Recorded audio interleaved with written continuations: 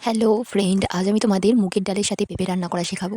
প্রথমে কড়াইয়ের মধ্যে কিছুটা তেল দিয়ে আমাদের মুগের ডালগুলোকে ভেজে নিতে হবে। তারপর পুনরায় কড়াইয়ের মধ্যে তেল দিয়ে জিরে, শুকনো লঙ্কা, পেঁয়াজ দিয়ে কিছুক্ষণ নাড়াচাড়া করে নিতে হবে।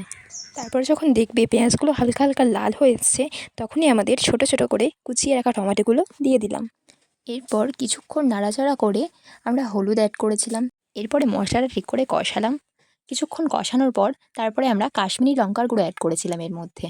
এরপর আমি কিছুটা জল দিয়েছিলাম, আর জল দেওয়ার পর আদা রসুনের পেস্ট দিয়েছিলাম, অ্যান্ড এরপর একটা তেজপাতা দিয়ে আবার আমরা গ্রেভিটা ঠিক করে মাখিয়ে নিয়েছিলাম।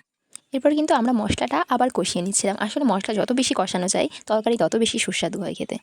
তারপরে এখানে সুন্দর করে কুচিয়ে রাখা পেঁপেগুলো আমরা এর মধ্যে অ্যাড করে দিলাম। হ্যাঁ হ্যাঁ, তোমরা ঠিকই ভাবছো, আবার পালা কষানোর। পুনরায় কষালাম তরকারিটাকে। দেন এর মধ্যে আমরা স্বাদ মতো লবণ অ্যাড করলাম।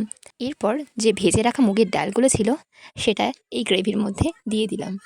আই ডোন্ট নো যে এই তরকারি নাড়াচাড়া করাটাকে কোন জায়গায় কী বলে, বাট আমাদের এখানে কষানোই বলে, সো আমি এটাই বললাম। এরপরে আমরা জল দিয়ে এটাকে ঠিক করে সিদ্ধ করতে দিলাম। দেখো কি দারুণভাবে ফুটছে। এবার আমরা ঘি দিয়ে দিলাম। হয়ে গেল আমাদের সুস্বাদু পেঁপে ডালের তরকারি।